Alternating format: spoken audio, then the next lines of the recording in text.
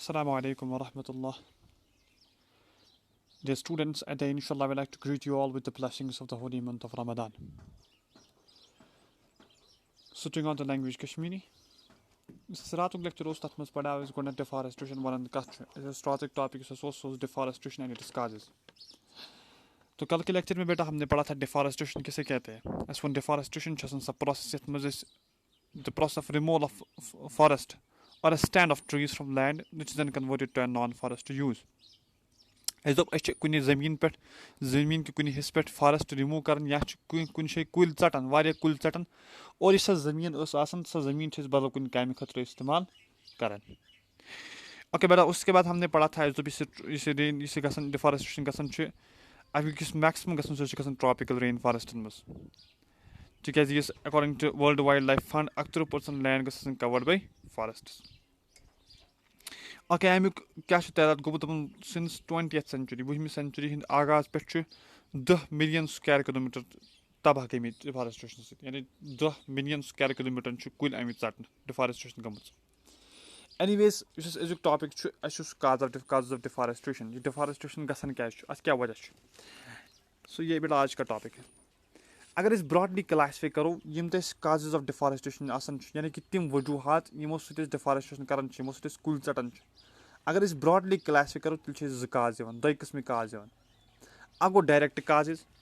Direct काज चूंकि नाव ओडे indicate कर direct काज गई तिम काज यमो काजों सोदी कुल चटने यानी सोदी तुल का इंसान सोदी अमुक इफेक्ट आमन काजन हुंद यमन वजहन हुंद इफेक्ट सह सिंपली कुल चटने तम गई डायरेक्ट काजेज. मगर अम वे बे तम क्या काजेज यमो डायरेक्ट कुल चटान यमो डायरेक्ट नेचर या ह्यूमन कुल चटान बल्कि तम क्या प्रोसेस गसन यमो प्रोसेस पाने डिफॉरेस्टेशन गसन. गो direct causes and indirect causes. Direct causes मज सोदी सिंपली कुल छान इनडायरेक्ट काजेज मज सिंपली डायरेक्टली कुल छान क्या अलबत्ता सह वजह that leads to deforestation deforestation वजह बनन. ओके बेटा डायरेक्ट काजेज को हम अगर फिर से क्लासीफाई करें तो ऐसे दो किस्म काजेज अ गो नेचुरल काजेज बे गो ह्यूमन एक्टिविटीज. नेचुरल काजेज चूंकि अगर तुम रात थोड़ा बहुत याद थोड़ा बहुत वन डायरेक्ट काजेज डायरेक्ट काजन मज डायरेक्ट नेचुरल काजेज तिमो मज तिम काज यम नेचर पाने करान यानी अत मज ह्यूमन इंटरफेरेंस क्या कुदरतस मज पाने क्या प्रोसेस गसन एंड तिमो प्रोसेस सह डिफॉरेस्टेशन गसन. गोडनिच प्रोसेस सह गो फायर्स फॉरेस्ट फायर्स. से फॉर एग्जाम्पल कुन सात टेम्परेचर तूत ज्यादा हुरन टेम्परेचर वारिया ज्यादा गसन फॉरेस्टस मज एंड अम टेम्परेचर हुरन सह अत कुलिस नार हेवन ये अकिस कुलिस नार हेवन चूंकि तमाम कुल पे फायर कैच कर सरसी वार वार सरसी फॉरेस्टस नार हेवन यह सोरे फॉरेस्ट नार तबाह गसन. यम तथ मज कुल तम तमाम कुल खत्म गसन एज अ रिजल्ट तह गई डिफॉरेस्टेशन. यम सात कुन चीज कुन लैंड पे कुल खत्म गसन सह गई डिफॉरेस्टेशन. मगर वनकस वजह यह नेचुरल यह ह्यूमन एक्टिविटी कह क्या बल्कि नेचुरल काज एंड अत फॉरेस्ट फायर. अम पत् इथे कट ब्या सह गो पैरासाइट्स. पैरासाइट्स मतलब क्या गो कुन सात कुन कुलिस दोद कर या फॉर एग्जाम्पल कह बेमार अत हमल कर कह पैरासाइट हमल कर सह पैरासाइट सरसी फॉरेस्टस खत्म कर गो कुल पे ब्या कुल पे ब्या कुल पे ब्या कुल सह बेमार वार वार फहरन सह बेमार वार वार फहरन एज अ रिजल्ट यह पैरासाइट सरसी फॉरेस्टस निवन खत्म कर या वारियान कुलन अमिक खत्म निवन कर गो सर गई डिफॉरेस्टेशन. अम वर मज क्या सैलाब खसन से फॉर एग्जाम्पल सैलाब खोद मगर सैलाबस मज आब स्पीड वारिया ज़्यादा तेज आसान एंड सह सैलाब तिमन कुलन निवन नेबर कड़ित सर गई डिफॉरेस्टेशन. गो कह सह प्रोसेस यस नेचरस मज गसन यस नेचर पाने करान एंड तम प्रोसेस सह कुल खत्म गसन that process is known as natural cause. अत मज example one fires parasites and floods. Okay इसके बाद डायरेक्ट काज मज ब्या कैटेगरी ह्यूमन एक्टिविटीज यानी वनकस नेचर कर वनकस नेचरस मज कह प्रोसेस गसन कि अलबत्ता ह्यूमन इंसान सद एक्टिविटी सत इंसान सद कामों सह फॉरेस्ट खत्म गसन. उसमें सबसे पहले जो है एग्रीकल्चरल एक्सपेंशन. चूँकि ज़्यादा एग्रीकल्चर लैंड ज़्यादा खतर एग्रीकल्चर खतर इस्तेमाल करना मगर चूँकि सह लैंड हासिल कर कुल चटन कुल आए कुन चटन एंड इस तक कुल चटन पे जमीन हासिल सपदे सह जमीन एग्रीकल्चर खतर इस्तेमाल कर यानी सह कुल रवन खतर दाने बनाने खतर इस्तेमाल करना से फॉर एग्जांपल सो मकई बनाने खतर इस्तेमाल करना फॉर एग्जांपल या बदल कह चीज एग्रीकल्चर एक्टिविटी करने खतर तथ में इस्तेमाल करना या कुछ डेयरी फार्म त्राउन कुछ फॉर एग्जांपल कह फिर से फॉर एग्जांपल कॉकड़ फार्म या बदल कह फार्म कह चीज एग्रीकल्चर कह एक्टिविटी सो एग्रीकल्चर एक्सपेंशन यानी वो सिंपली एग्रीकल्चर एक्सपेंशन करने खतर एग्रीकल्चर एक्सपेंशन करने खतर ह्यूमन ये कुल अतस चटन एंड वुक तक लबन आमुत 48% 48% मैं यहाँ पे थोड़ा एक्स्ट्रा एक्सप्लेन करता हूँ 48% जिस कुल चटन 48% ऑफ डिफॉरेस्टेशन गसन सह बाय सबसिस्टेंस फार्मिंग कत वन एग्रीकल्चर एग्रीकल्चर यानी अत क्या सिंपली गसन घर वोल चटन यह सिंपली अम पन नीड्स इस्तेमाल कर यानी अमिस दानस खतर जाय क्या अमिस पन खुराक पन for example day to day needs दान तोमुल या बाकी चीज सीरियल्स हासिल करने खतर जमीन यह चटित एंड यह तथ पे कुल रुवन मगर यह अम मज एक्सपोर्ट कर कि यह सारे पानस खतर इस्तेमाल कर तमिस पैदावार नेरान तमिस तोमुल नेरान या बदल कह फसल नेरान तमाम फसल पन्ने खतर इस्तेमाल कर that's what the subsistence farming is known as गो वन तक वुचन 48% डिफॉरेस्टेशन अमे खतर अमे सत्य पे कॉमर्शियल एग्रीकल्चर गो यह नफर यह पन्ने खतर इस्तेमाल कर मैं थोड़ा सा एक्सप्लेन कर लूँ बेटा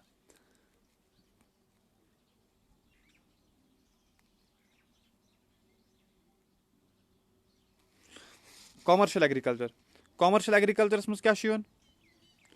तरह सबसिस्टेंस फार्मिंग सबसिस्टेंस अब बड़ा 2-3 बार सुनिएगा यह गस क्लियर सबसिस्टेंस फार्मिंग अम पे कॉमर्शियल एग्रीकल्चरस मज क्या अत मज पन योत नीड्स यह जमींदार फार्मर कुल चटन अत मज पन योत नीड्स फुलफिल कर बल्कि एक्सपोर्ट तम मोट अम मज कर and that commercial agriculture results in for 32% of 32% deforestation गसन अमे कॉमर्शियल एग्रीकल्चर खतर सबसिस्टेंस फार्मिंग गई दैट टाइप ऑफ फार्मिंग यथ मज जमींदार खाली पन नीड्स अम मज हासिल कर मगर कॉमर्शियल एग्रीकल्चर गो इंसान जमींदार पन नीड्स फुलफिल कर मगर तथ सत्य ब्या चीज कर अम मज कह चीज एक्सपोर्ट कर कह चीज नबर सो तम मज पोस हासिल कर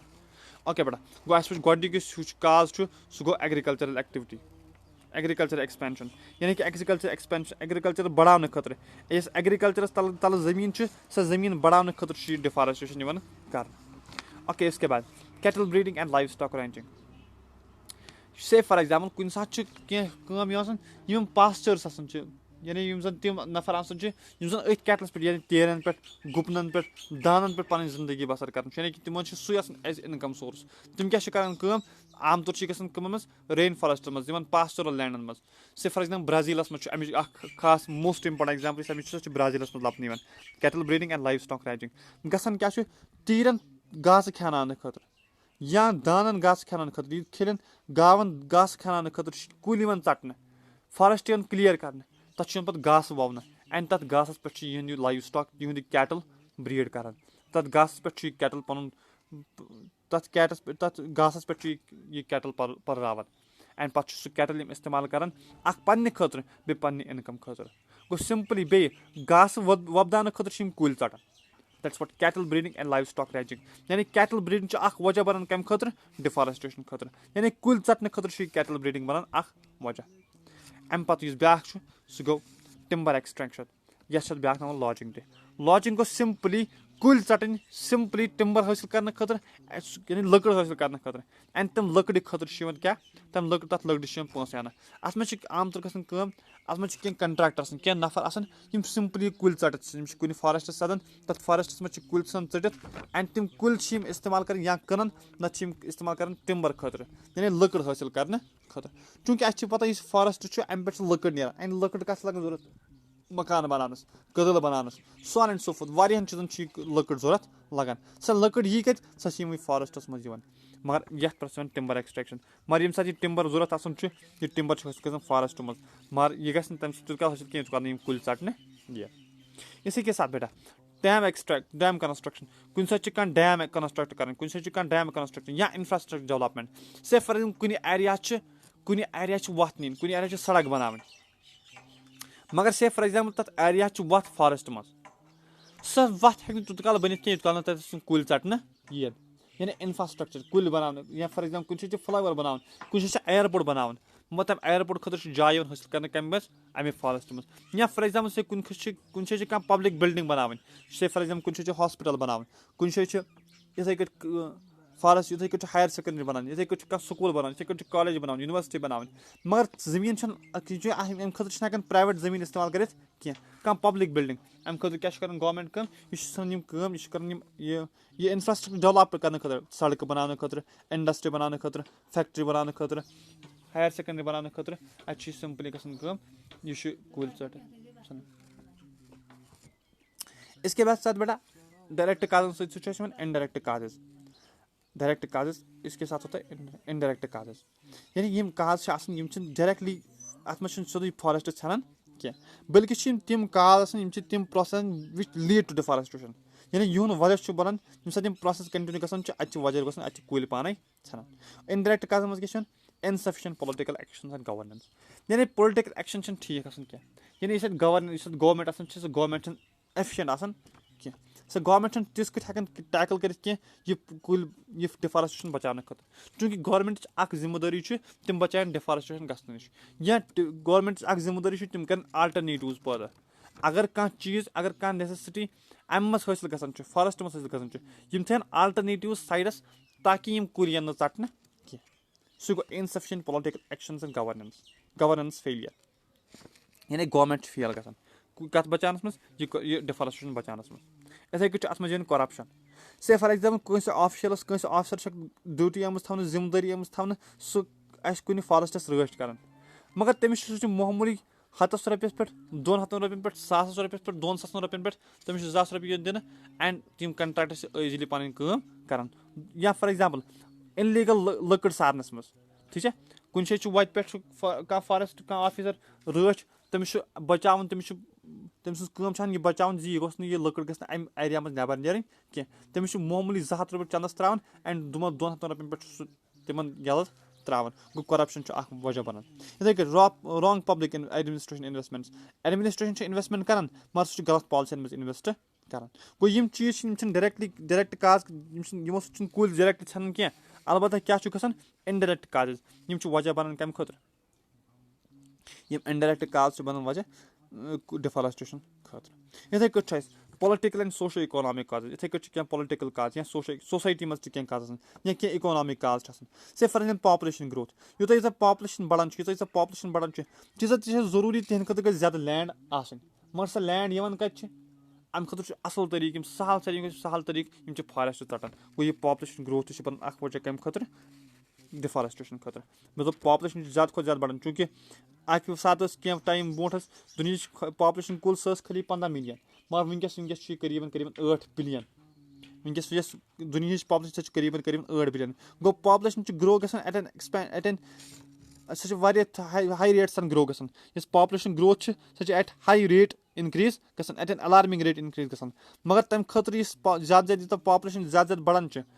पॉपुलेशन ज्यादा बढ़ान तीजा तिहद रोजन खतर जिंदगी तीजा तिहद रोजन खतर लैंड जरूरत या तीजा तिहद रोजन खतर इंडस्ट्री जरूरत यह लैंड यवन कत यह लैंड सिंपली फॉरेस्ट चटन मज इथे मिलिट्री कॉन्फ्लिक्ट्स कुछ सात दोन नेशनल पान टकराव गसान या मिलिट्री पान कॉन्फ्लिक्ट गसान तम मिलिट्री जंग आम तौर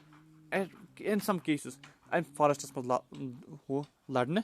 फॉरेस्ट मज लड़ने इथे क्लाइमेटिक चेंजेस क्या क्लाइमेट चेंज गसान ठीक है एंड दिस क्लाइमेटिक चेंजेस अम सह प्रोसेस तम गसान यमो सह डिफॉरेस्टेशन पाने गसान सिंपली वन चूंकि अस पोर deforestation and it is cause अस वन डिफॉरेस्टेशन गई सिंपली गो सह प्रोसेस ये प्रोसेस सह कन्वर्जन कर फॉरेस्ट लैंड कमन मज